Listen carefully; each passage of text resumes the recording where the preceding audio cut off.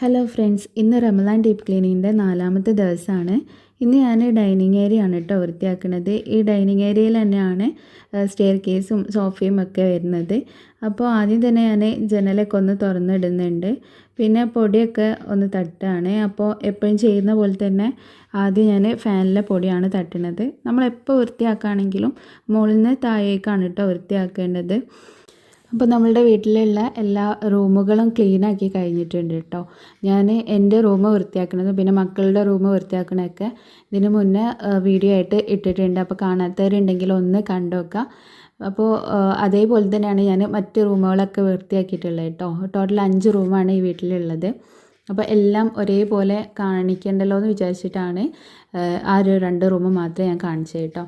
അപ്പോൾ ഇതിൻ്റെ ഇടയിൽ ആ റൂമുകളും കൂടി കഴിഞ്ഞിട്ടുണ്ട്. എന്നിട്ടാണ് ഈ ഒരു ഡൈനിങ് ഏരിയ നമ്മളിപ്പോൾ ക്ലീൻ ആക്കുന്നത്. അപ്പോൾ ഫാനുമേലുള്ള പൊടിയൊക്കെ തട്ടി കഴിഞ്ഞിട്ട് പിന്നെ ഞാൻ ചുമരിലുള്ള മാറാലയും പൊടിയൊക്കെ തട്ടാണ് കേട്ടോ. അപ്പോൾ ഇങ്ങനെ മാറാലയൊക്കെ തട്ടുന്ന കൂട്ടത്തിൽ ജനലിലുള്ള മാറാലയും പിന്നെ സ്റ്റെയർ കേസിലുള്ള ആ ഒരു കമ്പി ഉണ്ടല്ലോ, അതിങ്ങനെ ഹൈറ്റിലായതുകൊണ്ട് അതുമേലൊക്കെ മാറാല ഉണ്ടാവും കേട്ടോ. അപ്പോൾ അതൊക്കെ എല്ലാ സ്ഥലത്തും മാറാല തട്ടണുണ്ട്.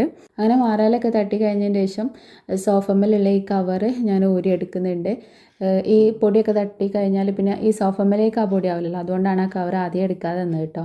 അപ്പോൾ പൊടിയൊക്കെ തട്ടി കഴിഞ്ഞതിന് ശേഷം ഈ സോഫയുടെ കവറ് ഊരിയിട്ട് ഞാൻ വാഷിംഗ് മെഷീനിലേക്ക് ഇടുന്നുണ്ട് കേട്ടോ. അപ്പോൾ നമ്മളുടെ പണി ഇവിടെ നടക്കുമ്പോൾ അതവിടെ വാഷ് ചെയ്തോളൂ. അപ്പോൾ ഇടയ്ക്ക് പോയിട്ട് ഞാൻ ഒന്ന് റെഡിയാക്കിയാൽ മതിയല്ലോ. അപ്പോൾ നമ്മളുടെ പണി കഴിയുമ്പോഴത്തേനും അത് നമുക്ക് ഉണങ്ങി കിട്ടുകയും ചെയ്യും. അപ്പോൾ അത് ഞാൻ അവിടെ അലക്കാൻ വേണ്ടിയിട്ട് ഇട്ടിട്ടുണ്ട്. പിന്നെ ഡൈനിങ് ഏരിയയിലുള്ള ബാക്കി സ്ഥലത്തുള്ള പൊടികളൊക്കെയാണ് കേട്ടോ തട്ടണത്. അപ്പോൾ ആദ്യം ടിവിയുടെ ബാക്കിലൊക്കെ പൊടി ഉണ്ടാവും, അപ്പോൾ അതൊക്കെ തട്ടണുണ്ട്. അത് കഴിഞ്ഞിട്ട് പിന്നെ ടേബിൾ മേലുള്ള പൊടിയാണ് കേട്ടോ തട്ടണത്. ടേബിൾ മേലെന്ന് വെച്ചാൽ ടേബിളിൻ്റെ അടിഭാഗം ഉണ്ടാവുമല്ലോ, അവിടെ നമ്മൾ എപ്പോഴും ശ്രദ്ധിക്കാത്തൊരു ഭാഗമാണല്ലോ, അവിടെയൊക്കെ ചെറുതായിട്ട് മാറാലയും പൊടിയൊക്കെ ഉണ്ടാവും. നമ്മളെപ്പോഴും മുകളിൽ നല്ലോണം ക്ലീനാക്കും, നമ്മൾ കാണുന്ന ഭാഗത്തൊക്കെ എപ്പോഴും ക്ലീൻ ആവുമെന്നല്ലാണ്ട് ഈ കാണാത്ത അടിയിലുള്ള ഭാഗങ്ങളിലൊന്നും നമ്മൾ എപ്പോഴും ക്ലീൻ ആക്കില്ലല്ലോ. അപ്പോൾ ആ ഭാഗങ്ങളൊക്കെ നല്ലോണം പൊടിയൊക്കെ തട്ടി വൃത്തിയാക്കുന്നുണ്ട്. അപ്പോൾ ഈ ഒരു ഡൈനിങ് ഏരിയൻ്റെ ഇപ്പുറത്തെ സൈഡിലായിട്ടൊരു ബേ വിൻഡോ ഉണ്ട് കേട്ടോ. അത് നമ്മളിപ്പോൾ ഇതിൻ്റെ കൂടെ ക്ലീൻ ചെയ്യുന്നില്ല, ഇത് സെപ്പറേറ്റ് ആയിട്ട് നീളത്തിലൊരു പാസേജിൻ്റെ ആ ഒരു സൈഡിലാണ് വരുന്നത്. അതിനി അടുത്ത ദിവസം ക്ലീൻ ചെയ്യാമെന്ന് വിചാരിച്ചു കേട്ടോ. കാരണം ഞാൻ പറഞ്ഞിട്ടുണ്ടായിരുന്നു ഞാൻ എല്ലാം കൂടി ഒരുമിച്ച് ചെയ്യാറില്ല, കുറച്ചായിട്ടാണ് കേട്ടോ ചെയ്യണത്. അപ്പോൾ ഇപ്പോൾ കുട്ടികളുള്ളവരാണെങ്കിലും ഒക്കെ നമ്മൾ എല്ലാം കൂടിയും ഒരുമിച്ച് ചെയ്താൽ നമുക്ക് കൂടുതൽ ബുദ്ധിമുട്ടാവും. അതുകൊണ്ട് ആ ഒരു ഡൈനിങ് ഏരിയ മാത്രമാണ് ഞാൻ ഇന്ന് വൃത്തിയാക്കുന്നത്. പിന്നെ ഈ വിൻഡോയുടെ സ്ലൈഡിങ് ഡോർ ആയതുകൊണ്ടൊക്കെ കുറച്ചൊരു പണിയുണ്ട് അതിൻ്റെ ആ ഒരു വിൻഡോ ഒക്കെ ക്ലീൻ ചെയ്യാനായിട്ട്. അപ്പോൾ ഇന്ന് എല്ലാം കൂടി നടക്കില്ല, അതുകൊണ്ട് നമുക്ക് അടുത്ത ദിവസം ഈ ബേ വിൻഡോയും പിന്നെ അതേപോലെ തന്നെ സ്റ്റെയർ കേസിൻ്റെ അടിയിലുള്ള ഭാഗവും അതൊക്കെ വൃത്തിയാക്കാമെന്നാണ് ഞാൻ വിചാരിക്കുന്നത്. അങ്ങനെ നമ്മൾ പൊടി തട്ടലൊക്കെ കഴിഞ്ഞിട്ട് പിന്നെ ഞാൻ ഫുള്ള് അടിച്ച് വരുന്നുണ്ട് കേട്ടോ. അപ്പോൾ അടിച്ച് വാരി ഈ പൊടികളെല്ലാം ക്ലീൻ ആക്കിയതിൻ്റെ ശേഷമാണ് പിന്നെ ഞാൻ എല്ലാ ഭാഗവും ഒന്ന് നനച്ച് തുടയ്ക്കുക. അപ്പോൾ നമ്മളിപ്പോൾ പൊടി തട്ടിയ എല്ലാ ഭാഗങ്ങളും അതുപോലെ തന്നെ നമ്മൾ നനച്ച് തുടയ്ക്കുകയാണ്. ആദ്യം ഫാന് നല്ലോണം നനച്ച് തുടയ്ക്കുന്നുണ്ട്.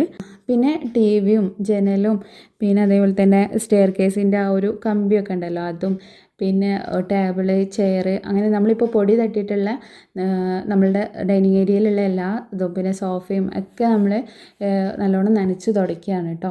അപ്പോൾ നമ്മൾ ഇതേപോലെയുള്ള ഡീപ്പ് ക്ലീനിങ് റമദാൻ വരുമ്പോൾ മാത്രമല്ല കേട്ടോ ചെയ്യേണ്ടത്.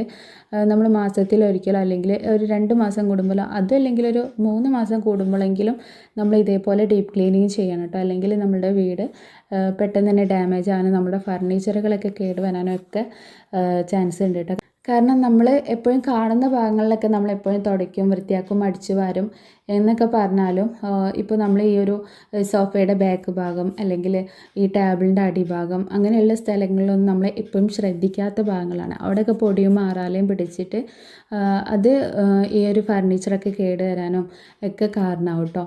അപ്പോൾ നമ്മൾ ഇതേപോലെ വർഷത്തിലൊരിക്കലാണ് റമദാൻ വരുന്നതിന് തൊട്ട് മുന്നായിട്ട് മാത്രമാണ് ഇതേപോലെ ക്ലീൻ ചെയ്യണമെന്നുണ്ടെങ്കിൽ ഇതൊക്കെ പെട്ടെന്ന് കേടുവരാനോ അല്ലെങ്കിൽ ചെതൽ പിടിച്ചു പോകാനോ അങ്ങനെയൊക്കെയുള്ള ചാൻസ് ഉണ്ട് കേട്ടോ.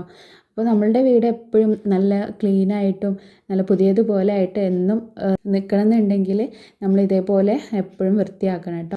നമ്മളിപ്പോൾ ഡീപ്പ് ക്ലീനിങ് ചെയ്യുന്ന പോലെ എല്ലാം കൂടി ഒരു ദിവസം നമുക്ക് ചിലപ്പോൾ ഇതേപോലെ ക്ലീൻ ചെയ്യാൻ പറ്റിയെന്ന് വരില്ല. പക്ഷേ നമ്മളുടെ വീട്ടിലുള്ള ഓരോരോ സാധനങ്ങൾ നമ്മൾ ഓരോ ദിവസം ക്ലീൻ ആക്കുകയാണെന്നുണ്ടെങ്കിൽ നമുക്കത്ര ഭാരം ഉണ്ടാവില്ല. ഓരോ ദിവസം ഓരോ സാധനങ്ങൾ ക്ലീൻ ആവുകയും ചെയ്യും. ഇപ്പോൾ ഉദാഹരണത്തിന് പറയുകയാണെന്നുണ്ടെങ്കിൽ ഒരു ദിവസം നമ്മൾ ടേബിൾ തുടയ്ക്കുക, ഒരു ദിവസം ചെയർ തുടയ്ക്കുക, ഒരു ദിവസം സോഫ തുടയ്ക്കുക, പിന്നെ ഒരു ദിവസം ഒരു ജനൽ തുടയ്ക്കുക. എല്ലാം കൂടി ഒരുമിച്ച് ചെയ്യേണ്ട. നമുക്ക് നമ്മളുടെ വീടാണ്, നമ്മളുടെ സൗകര്യത്തിനനുസരിച്ച് നമ്മളുടെ ആരോഗ്യത്തിനും അനുസരിച്ച് നമ്മൾ അത് വൃത്തിയാക്കിയാൽ മതി. എല്ലാം കൂടി ഒരുമിച്ച് നമ്മൾ ക്ലീൻ ചെയ്യണം എന്ന് വിചാരിച്ചാൽ നമുക്ക് പല ബുദ്ധിമുട്ടുകളുണ്ടാവും. അതുപോലെ തന്നെ ചെറിയ മക്കളുള്ള വീട്ടമ്മമാരൊക്കെ ഉണ്ടാവുമല്ലോ, അവർക്ക് ഇതുപോലൊന്നും ഒരുമിച്ച് എടുക്കാനൊന്നും പറ്റില്ല. Something is better than nothing എന്നാണല്ലോ. നമ്മൾ ഒന്നും ചെയ്യാതെ ഇരിക്കണേക്കാട്ടി നല്ലതല്ല എന്തെങ്കിലുമൊക്കെ ചെയ്യുന്നത്. അപ്പോൾ നമ്മൾ ഒരു ഭാഗം വൃത്തിയാക്കാതെ നിൽക്കുന്നതിനെക്കാട്ടി നല്ലതാണ് ഓരോരോ ഭാഗങ്ങൾ ഓരോ ദിവസം വൃത്തിയാക്കുന്നത്. അപ്പോൾ ഒരു മാസം അല്ലെങ്കിൽ 2 മാസം കഴിയുമ്പോഴേക്കും നമ്മുടെ വീട്ടിലുള്ള എല്ലാ സാധനങ്ങളും നമ്മൾ ക്ലീനാക്കി കഴിഞ്ഞിട്ടുണ്ടാവും. പിന്നെയും അതേ ഒരു റൊട്ടേഷന് പിന്നെയും വന്നാൽ മതി. നമ്മളിപ്പോൾ ഒരു മാസത്തിൽ ഫസ്റ്റത്തെ ദിവസം നമ്മൾ ഫാൻ തുടച്ചാൽ ചിലപ്പോൾ ഒരു മാസം കഴിഞ്ഞ് അല്ലെങ്കിൽ 2 മാസം കഴിഞ്ഞിട്ടായിരിക്കും പിന്നെയും ആ ഒരു ഫാന് തുടയ്ക്കാനുള്ള ഒരു സിറ്റുവേഷൻ വരുന്നത്. എന്നാലും നമ്മൾ ഇതേപോലെ വർഷത്തിൽ ഒരിക്കൽ വരെ കാത്തിക്കേണ്ട ഒരു അവസ്ഥയില്ലല്ലോ. അപ്പോൾ അതിൻ്റെ ഇടയിൽ നമ്മൾ ഡൈനിങ് ഏരിയയിലുള്ള എല്ലാ സാധനങ്ങളും തുടച്ച് കഴിഞ്ഞിട്ടുണ്ട്. അപ്പോൾ എല്ലാം തുടച്ച് കഴിഞ്ഞതിൻ്റെ ശേഷം ലാസ്റ്റ് നമ്മൾ ഫ്ലോറ് നല്ലോണം തുടയ്ക്കുന്നുണ്ട് കേട്ടോ. 2-3 പ്രാവശ്യം ഞാൻ തുടയ്ക്കുന്നുണ്ട്. കാരണം ഈ പൊടിയും അഴുക്കൊക്കെ ആയതുകൊണ്ട് 2-3 പ്രാവശ്യം തുടച്ചെടുക്കുന്നുണ്ട്. പിന്നെ തുടച്ച് കഴിഞ്ഞ് നല്ലോണം ഉണങ്ങിയതിൻ്റെ ശേഷം ഈ ടേബിളും കസേരയും സോഫയൊക്കെ അതിൻ്റെ ആ ഒരു പ്ലേസിലേക്ക് തന്നെ ഒക്കെ സെറ്റ് ചെയ്ത് വെച്ചിട്ടുണ്ട്. പിന്നെ ഈ ക്ലീനിങ് ഒക്കെ കഴിഞ്ഞ് വൈകുന്നേരം ആയപ്പോഴത്തേനും ഈ സോഫയുടെ കവറൊക്കെ ഉണങ്ങിയിട്ടുണ്ട് കേട്ടോ. അപ്പോൾ അതൊക്കെ ഞാൻ നല്ലോണം സെറ്റാക്കി വിരിച്ച് വെച്ചിട്ടുണ്ട്.